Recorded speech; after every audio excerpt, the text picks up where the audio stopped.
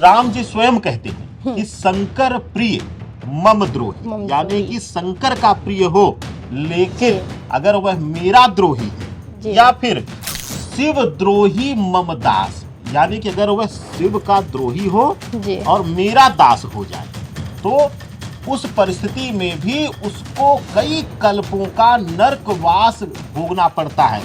राम मंदिर प्राण प्रतिष्ठा हो चुकी है, लेकिन राम जी कैसे मिलेंगे? राम ने तो कह दिया कि अगर शिव द्रोही हैं आप तो हमारे लिए कोई स्थान नहीं आपका। तो दिन भी नहीं बीते हैं कि भगवान श्री राम आए हैं और शिव के पूरे प्रभाव में आने की तैयारी हो गई, क्योंकि शिव बिना धरती अधूरी है।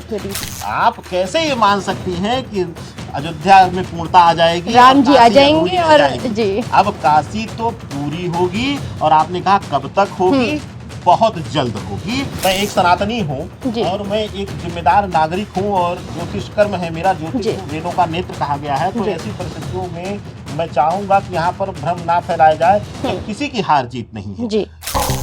मनोज मुंतशिर ने क्या खूब कहा है, मस्जिद है या शिवाला, सच बता ही देंगे, पूछेगी जब अदालत पत्थर गवाही देंगे।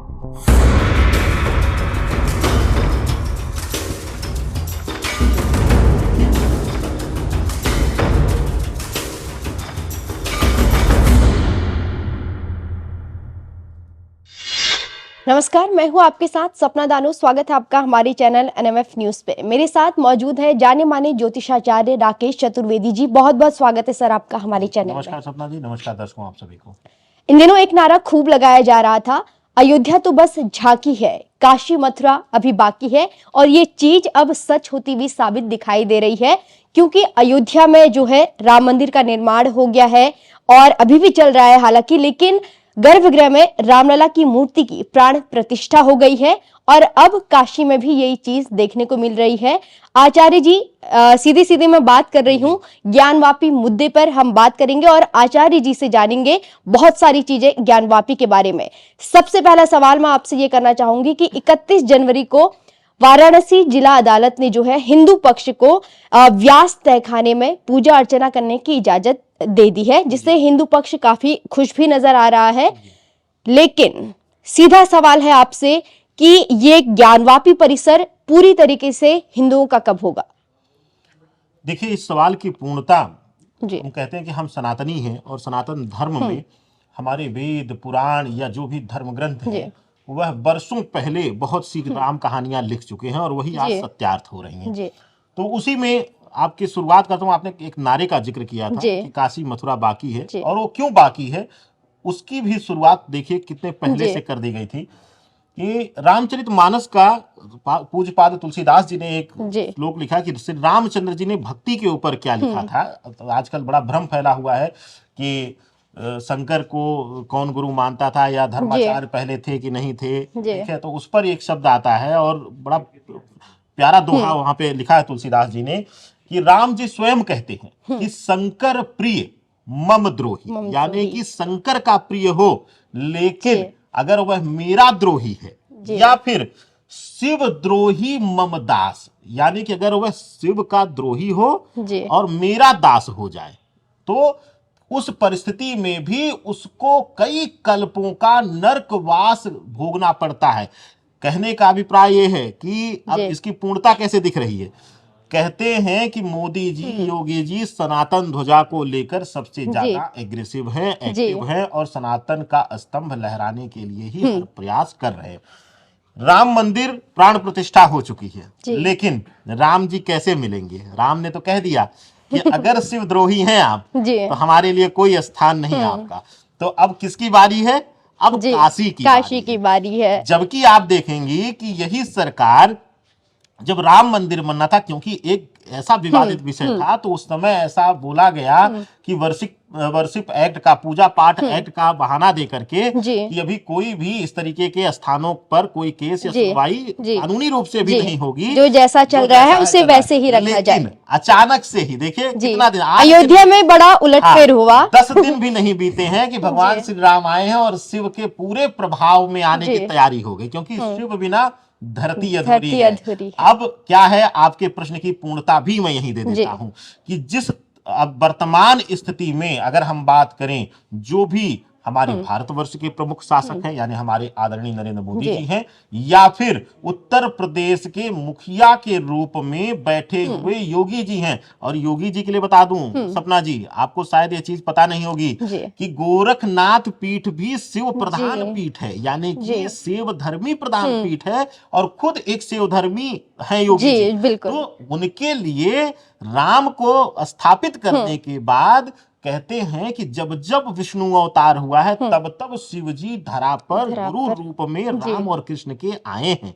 तो आप कैसे ये मान सकती हैं कि अयोध्या में पूर्णता आ जाएगी, राम जी आ जाएंगे और जी अब काशी तो पूरी होगी, और आपने कहा कब तक होगी, बहुत जल्द होगी। और उसकी एक आधारशिला जो है 31 जनवरी को, ठीक 8 दिन बाद उसकी आधारशिला, मतलब नवम दिन ही कहते हैं, नवम बड़ा शुभ होता है, नवमी बड़ी शुभ तिथि होती है, तो कहते हैं कि राम जन्म से 9वें दिन यानी उनकी नवमी के दिन ही यह जो है यह शुभारंभ हो चुका है, और बहुत जल्द काशी भी पूर्णतया सनातनी होगी। सनातन ध्वजा में वह सजकर लहराएगी। ज्ञानवापी मंदिर कहा जाएगा, और ज्ञानवापी मंदिर पर भी वह धर्म पताका खूब चमाचम लहराएगा। ये बहुत जल्द देखने को मिलेगा। जी आचार्य जी, बहुत अच्छी बात आपने बोली। और आगे प्रश्न फिर से करती हूँ मैं आपसे, क्योंकि जिस तरीके से जो है वाराणसी जिला अदालत ने हिंदू पक्ष को मंदिर में जो है व्यास तहखाने में पूजा अर्चना करने की जब से इजाजत दी है, तब से जो है मुस्लिम पक्ष भड़का हुआ है। हालांकि उसमें सभी लोग शामिल नहीं हैं, लेकिन एक बड़ी संख्या में मुस्लिम पक्ष जो है भड़का हुआ है, जिसको लेके मुस्लिम पक्ष ने इस लड़ाई को आगे जारी रखी है। इस लड़ाई को वो लोग आगे लेकर जाना चाहते हैं।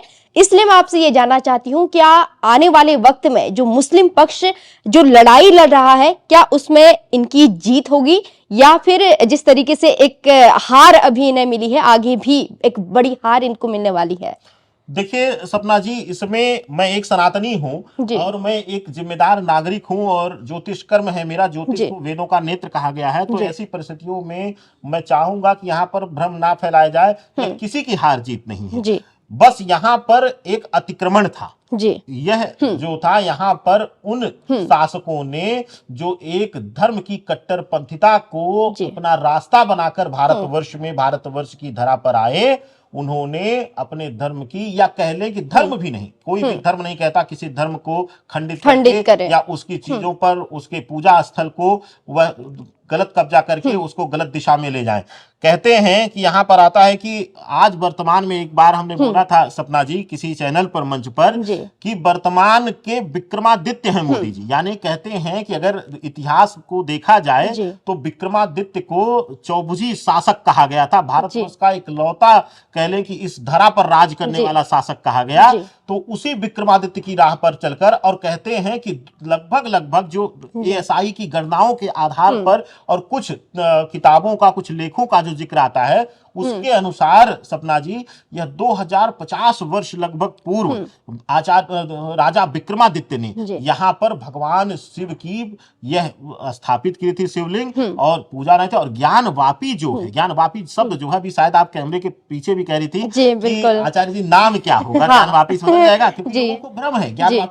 ज्ञानवापी संस्कृत शब्द है, शुद्ध संस्कृत शब्द है, ज्ञान का कुआं, वापी अभिप्राय कुआं, जहां से, कुआं भी क्या कहते हैं, या समुद्र कह लें हम उसको, कि जहां से हम निकालते जाएं और उसमें जल कम ना हो। और कहा जाता है कि एक समय पे यहाँ पे गुरुकुल भी हुआ करता था। यहाँ पर गुरु दीक्षा दी जाती थी, यहाँ पर बच्चों को ज्ञान दिया जाता था, क्योंकि कहते हैं यहाँ पर, मैं खुद अपने शोध को यहाँ पर जरिया रख करके आपको बताना चाहता हूँ कि लोग कहते हैं कि शंकराचार्य का, कुछ लोगों ने भी विवाद भी हुआ कि शंकराचार्य का कुछ नहीं। भारतवर्ष सनातन धर्म में अब पहला जिक्र आता है कि भगवान भोलेनाथ को प्रथम आदि शंकराचार्य कहते हैं, यानी कि जो गुरुकुल प्रथा कह लें या ज्ञान का भंडार कह लें, वह शिव को ही माना जाता है। और यहीं पर वही कुआं था जहां पर शिव आराधना करके, शिव तप कर करके यहाँ पर व्यास परिवार के द्वारा यहाँ पर किया जाता था। और इससे पहले भी यह प्रमाणित है कि यहाँ पर बगल में रहने वाला, जब मुगलों का आक्रमण हुआ उससे पहले, जब विशेष रूप से उसके बाद भी जब अंग्रेजों का भी सत्ता आई, तो उस समय भी अंग्रेजों ने यहाँ बगल में जो वहां पे तथ्य रखे गए लोगों के द्वारा, तो व्यास परिवार को वहां पर जिम्मेदारी सौंपी थी पूजा पाठ पे। और लगभग यह बात है कि 1993 के आसपास जो है वर्तमान सरकार ने वहां पे घेराबंदी करके वहां पर रोक लगा दिया। तो जाहिर सी बात है किसी की हार जीत नहीं है। और दूसरा आपने कहा कि क्या मुस्लिम समाज जो है वह इस लड़ाई को, हमें लगता है कि अयोध्या की तरह मुस्लिम समाज या मुस्लिम समाज के जो ज्ञानी लोग हैं वह आगे आए और बेवजह, और कह ले कि जो पद पर बैठे हुए हैं, जो धर्म के नाम पर सिर्फ खा रहे हैं, उनसे आगे आकर के स्वीकार करें और यहाँ पर अपने बड़प्पन को दिखाएं। क्योंकि जो एएसआई का भी सर्वे आया है, कहते हैं कि ठीक है हम शास्त्रों की नहीं माने, हम वेदों की नहीं माने, लेकिन वहां पर जो प्रमाणित एजेंसी है जो कहती है कि वह शोध ही करते हैं, उसका काम ही है शोध करना, और शायद एएसआई ने हजारों वर्ष पहले का इतिहास निकाल दिया है, जैसे कि राम मंदिर में भी निकल कर यहाँ पर भी, उसके अनुसार तो यह प्रमाणित हो जाता है कि यह सनातन भूमि है। जी आचार्य जी, इस मस्जिद में तो ये भी देखा गया था कि मस्जिद के एक जगह पे जो है मंदिर का वो हिस्सा आज भी दिखाई देता है। मैं भी कई बार वाराणसी जा चुकी हूँ, वहां का रुख कर चुकी हूँ, और मैंने भी कहीं ना कहीं उस मंदिर के हिस्से को देखा है जो साफ साफ दिखता है कि एक टाइम पे जो है इतिहास में, हिस्ट्री अगर हम देखें तो उस वक्त वहां पर मंदिर का एक ढांचा बनाया गया था जिसे तोड़ के मस्जिद बनाई गई है वहां पर। देखिए हमने जिक्र किया और इसका लेखन में जिक्र कई लोगों में, और एक मुस्लिम लेखक के ही जिक्र आया है कि वहां पर विक्रमादित्य जी ने मंदिर का निर्माण किया था। और यह प्रमाणित है, और यह मानिए सपना जी कि हमारे भारतवर्ष की धरा पर अनेकों नेक ऐसे मंदिर हैं जिनको उनका रूपरेखा बदल करके, खंडित कर आवरण बदल करके और उसको हमने मस्जिद बना दिया है। तो हम चाहते हैं कि वहां पर लोगों को भी दिखता है, और एएसआई ने भी प्रमाणित कर दिया है अब तो कि वहां पर जो खुदाई और जो अवशेषों से पता चला है, वहां से भी पता चल गया कि जो वहां पर आकृतियां हैं वह सनातन देवी देवताओं की आकृतियां हैं। तो यह पूर्ण रूप से प्रमाणित है कि वह सनातन मंदिर ही है और ज्ञान वापी मंदिर ही है, क्योंकि वहां पर गुरुकुल की स्थापना विक्रमादित्य ने कराई थी, राजा विक्रमादित्य ने, क्योंकि वहां पर ज्ञान लिया जा सके और वहां से सनातन की, वहां से जाकर के लोग सीख करके और इसकी सनातन की ख्यातियां पूरे विश्व में फैलाएं। तो वहां पर मूल रूप से वह उसी प्रांगण, सबसे बड़ी बात आप अगर गई हैं, मैं तो वहां पे गया हूं, देखिए कि वह हिस्सा है जो वो हिस्सा है वर्तमान मंदिर का हिस्सा, वह स्वयं दिखता है। कोई भी कहेगा तो ऐसा कोई नहीं हो सकता। और दूसरा हम ये चीज कहते हैं, लोग इस पे भ्रांतियां कर लेते हैं, लेकिन मैं खुद कहता हूं सपना जी कि दिखा दे कोई सनातन से पुराना इतिहास। हम तो दावा करते हैं हमारे पास प्रामाणिकता है, वेद पुराण हर चीज की प्रामाणिकता है कि हम करोड़ों वर्ष पहले से हम उसकी प्रामाणिकता देते हैं। दिखा दे कोई धर्म ग्रंथ और कोई बता दे कि इससे पहले किसी का मूल रहा हो धरा पर, तो हम तो खुद अपने आप को झुका करके कहिए कि हमने बलिदान दिया है। हम लोगों ने वहां पर उस परिवार को, सोचिए कि जो वहां पर सेवा करता था, कहते हैं कि जो परिवार सेवक रहता है वह अपने बच्चे की तरह, अपनी संतान की तरह उस इष्ट की सेवा करता है। सोचिए उस परिवार के जो बुजुर्ग प्राण त्याग दिए, जो ब्रह्मलीन हो गए, जो मृत्यु को पा गए, वह कितनी बड़ी पीड़ा लेकर गए हैं, उसको, इस मुस्लिम पक्ष को, और साथ ही साथ हमारी न्याय प्रणाली उसको समझेगी, और हमें लगता है बहुत जल्द वो हमारा हिस्सा पूर्ण रूप से बन जाएगा। जी बिल्कुल। इसी को लेके एक और सवाल मैं आपसे करूंगी, क्योंकि ये चीज अक्सर चर्चाओं में आती रही है। ज्ञानवापी में जो आपको शिवलिंग दिखी है, वो शिवलिंग का अगर आप ऊपरी भाग देखेंगे तो वो कहीं ना कहीं खंडित शिवलिंग है, और शास्त्रों में ये हमने पढ़ा है और ऐसा सुना भी है कि किसी भी खंडित मूर्ति को मंदिर में नहीं रखा जाता है या फिर उसकी पूजा अर्चना नहीं की जाती है। लेकिन आने वाले वक्त में जब ज्ञानवापी पूरी तरीके से हिंदुओं का हो जाता है, हिंदू पक्ष का हो जाता है, तो क्या ऐसे में उस शिवलिंग की पूजा अर्चना करना कितना उचित आपको लगता है? देखिए सपना जी, कई ऐसे मंदिर आपने देखा है जो कहते हैं कि आतिताइयों द्वारा तोड़ा गया, ध्वस्त किया गया आक्रमण करके, लेकिन अब जब उनका अस्तित्व मिला तो वहां पर पूजा अर्चना हो रही है। दूसरी चीज, अब जो आपके प्रश्न उसका मूल जवाब मैं दे दूं, कहते हैं कि शिव निराकार हैं, वह भी जी। शिवलिंग रूप में वह निराकार हैं। जी। तो जब जिसका कोई आकार ही नहीं है जी। तो कभी खंडित हो ही नहीं हो सकता ही नहीं है। सकता। वो तो हमारा सौभाग्य है कि एक शुभता की मुद्रा में वह हमें मिल जी। गए हैं, और जिस मुद्रा में वह मिले हैं, कहते जी। हैं कि ब्रह्मांड में शक्ति का आधार या मानवता का अधिकार भगवान भोलेनाथ अस्तित्व ही वही है कि उन्हीं के द्वारा हम जी रहे हैं, उन्हीं के प्रभाव के द्वारा हम इस धरा का भोग कर रहे हैं। और पृथ्वी का धर्म ग्रंथों का जो अध्ययन करेगा, उपनिषदों का जो अध्ययन करेगा, धरा भूमि का जो स्वर्ग नर्क पाताल और जी। आप चर्चाएं सुनती हैं, जी। तो उसमें आप देखेंगी कि धरा का, धरती माँ का जो रक्षक के रूप में बोला गया है वह भगवान भोलेनाथ को, यानी कि इस धरा के जो स्थापत्य की और रक्षक की जिम्मेदारी है वह भगवान भोलेनाथ की है। वह निराकार है, जी। वह तो एक कंकड़ रख दीजिए जी। और उसको भी शिव मान कंकड़ लीजिए कंकड़ शंकर है। तो कंकड़ कंकड़ भी शंकर बन है। जाता है। जी। तो इसमें कोई संदेह नहीं कि वह हमारे इष्ट की वह निराकार मूर्ति है, जी। और जिस भी रूप में है वह अपने आप में पूर्ण है, उसमें कोई संदेह नहीं होना चाहिए। जी। सपना जी, राजनीति की तरफ जो है, अगर ज्ञानवापी मुद्दे को अगर मैं लेकर जाऊं तो मोदी सरकार में, माफ करेगा, मोदी सरकार में या फिर कहें बीजेपी सरकार में सनातन धर्म को हमेशा से आगे रखते हुए आए हैं, या फिर कहें कि सनातन धर्म के लिए वो हमेशा आगे आके खड़े हुए हैं, और जो चीजें हैं सनातन धर्म की तरफ जो है वो अपनी राजनीति को भी लेकर जा रहे हैं। उस राजनीति के बलबूते पे ही, यानी कि सनातन धर्म के बलबूते पे ही अपनी राजनीति कर रहे हैं। ऐसे में आने वाले वक्त में जो है चुनाव में इसका क्या कुछ असर जो है बीजेपी का देखने को मिल सकता है? देखिए सपना जी, एक बहुत बड़ी बात हमने पहले भी बोला है जी। कि अगर मोदी जी के बारे में कोई देखेगा जी। तो वह अनन्य शिव भक्त है। जी। अगर सबसे पहले आप देखेंगी कि सनातन में किसी चीज का उन्होंने जीर्णोद्धार जी। शुरू किया तो शिव स्थानों का, जी। चाहे वो उत्तराखंड की जी। धरा का हो, जी। चारों धाम की सड़क मार्ग यात्रा का हो, या फिर जी। महालोक का हो, जी। महाकाल लोक का उज्जैन महाकाल, में। हाँ। तो इस सभी को देखते हो, और आप देखेंगी कि राम मंदिर के, हमने वो श्लोक कहा ना कि शिवद्रोही, जी। तो वो जानते थे, क्योंकि सनातनी है और खुद एक तपस्वी रहे हैं, तो वह जानते हैं कि बिना शिव स्थान का उद्धार किए हुए वो वहां हाँ। पर पूर्णता नहीं पा सकते नहीं हैं। पा सकते। तो उन्होंने पहले ही काशी कॉरिडोर को बनवा बनवा करके उसको दिया। एक भव्यता दे करके जी। उनसे वह आशीर्वाद लिया कि हे प्रभु मुझे वहां से स्थापना करके आने दीजिए, तो मैं इस लक्ष्य बाकी पर का भी काम लगूंगा। यहाँ तो पे कह करूंगा। लीजिए, चाहे 2024 कह लीजिए, जी। चाहे अगले आने वाली सरकार का लक्ष्य कह लीजिए, या कह लीजिए कि राम और शिव की प्राप्ति करना चाहते हैं,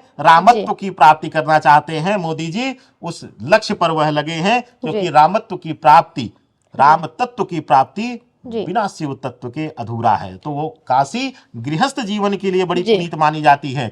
हर शिवलिंग, जितने भी आप देखेंगे, जितने ज्योतिर्लिंगों का जिक्र आता है सपना जी, जी। उनमें गृहस्थ जीवन के लिए सबसे पुनीत काशी की मानी जाती है, काशी का धरा माना जाता है। जी। तो मोदी जी कैसे उस धरा को छोड़ सकते हैं, जबकि हम 140 करोड़ में सबसे ज्यादा गृहस्थ जीवन में ही गृहस्थ हैं। जीवन में तो हम उस धरा के उद्धार में आए हैं जिसने इस पूरे ब्रह्मांड की रक्षा की है, और विशेष करके हमारे सनातन की रक्षा की है। उस रक्षक के यहाँ हम उनके एक दास बनकर, या कह लीजिए कि मोदी जी उनके दास बनकर वहां पर एक भाव लेकर सनातन की रक्षा की जा रहे हैं। और आप देखेंगे कि ये बहुत बड़ा लक्ष्य है, और बहुत जल्दी इसकी भी शुभता आप सबको मिलेगी। आचार्य जी, एक आखिरी सवाल आपसे करूंगी, क्योंकि हमने बीजेपी के राज के बारे में बात की, मोदी राज के बारे में बात की। अगर हम देखें, काशी कॉरिडोर जब बना था वहां पर, तो ज्ञानवापी मस्जिद को भी उस कॉरिडोर के जो है अंदर लिया गया था। यानी कि लोगों का ये कहना है कि ये मोदी की सोची समझी चाल थी, उन्हें पहले से पता था कि उन्हें क्या करना है आगे, और किस तरीके से जो ये ज्ञानवापी का जो ये विवाद है वो किस तरफ जाएगा। ये क्या आपको लगता है कि ये सोची समझी चाल जो है मोदी की थी? देखिए, लोग इसको चाल भले कहें, मैंने कहा ना कि इसको भ्रम ना फैलाया जाए। भ्रम इसलिए ना फैलाया जाए कि जो पुराने तथ्य हैं वह भी प्रमाणित करते हैं कि वह मंदिर था और मंदिर है। दूसरा, ASI ने जो भारत सरकार की सबसे बड़ी शोध जी। एजेंसी है, जी। जिसके प्रामाणिकता पर शायद ही कोई संदेह करे, उसने भी कर दिया है। जी। तो जाहिर सी बात है आदरणीय मोदी जी स्वयं एक तपस्वी जीवन जी कर आए हैं। जी। धर्म ग्रंथों का अध्ययन उन्होंने किया, श्रवण किया है, संतों के साथ सत्संग में बैठे हैं। तो जाहिर सी बात है वह जी। जब कॉरिडोर बनने की रूपरेखा तैयार हो रही होगी जी। तो उनके हृदय में ज्ञानवापी मंदिर जरूर रहा जरूर होगा, रहा होगा। काशी विश्वनाथ मंदिर से जुड़ा हुआ, कि जो कि कहते हैं कि काशी विश्वनाथ भोले बाबा वहां पर रक्षक के लिए बैठे हैं, और जो स्थापना हुई थी वहां वह एक गुरु के रूप में बैठे थे, ज्ञान के स्वामित्व को लेकर बैठे थे। तो दोनों की पूर्णता के लिए तो लक्ष्य जी। उनका पहले से रहा ही होगा। उसको जी। हम कह सकते हैं कि कोई साजिश नहीं, कोई षड्यंत्र नहीं, जी। वह पूर्ण जो तय किया हुआ लक्ष्य है, जी। और उस लक्ष्य की प्राप्ति हम शायद मिलकर कर रहे हैं। जी। और दूसरा मैं निवेदन भी करूंगा यहाँ पर दोनों पक्षों से कि जैसे शांतिपूर्वक अयोध्या की धरा को आप लोगों ने सम्मान दिया है, उसी जी। प्रकार से सरकार का, और विशेष रूप से मैं कहूंगा सरकार का भी नहीं, मैं कहूंगा तथ्यों का सम्मान देकर, सनातन का सम्मान देकर, क्योंकि कोई भी धर्म, ना मुस्लिम धर्म ये सिखाता है कि दूसरे को धर्म को अपमानित किया जाए, और हमारा सनातन तो कहता है कि रमते चलिए। हमारा सनातन ऐसा है कि स्वयं आपको मार्गदर्शन दे देगा। विदेशों से लोग देखेंगे, आप बनारस में काशी विश्वनाथ में देखेंगे, जितने हम भारतीय नहीं हैं उतने विदेशी हैं, विदेश के लोग शिव में लीन हैं।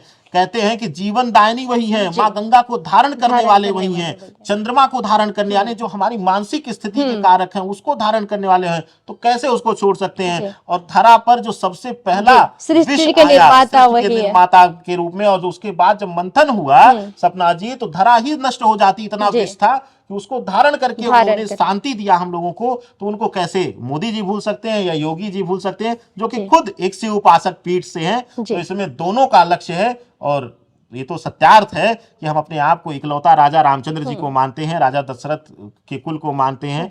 तो हम खुद कहते हैं कि राम की प्राप्ति शिव बिना अधूरी, और शिव की प्राप्ति राम बिना अधूरी। तो दोनों लक्ष्य जब तक दोनों नहीं होंगे पूर्ण, तब तक वह पूर्णता भारतवर्ष में सनातन को नहीं मिलेगी। जी, बहुत बहुत धन्यवाद आचार्य जी आपका। आपने ज्ञानवापी मुद्दे पर बहुत विस्तार से बात की, चाहे वो एक कह सकते हैं कि शास्त्रों से जुड़ा हुआ हो, या इतिहास से जुड़ा हुआ हो, या फिर अभी करंट में जो चीजें चल रही हैं और आने वाले समय में क्या चीजें वहां पे हो सकती है। अभी के लिए दीजिए इजाजत, नमस्कार।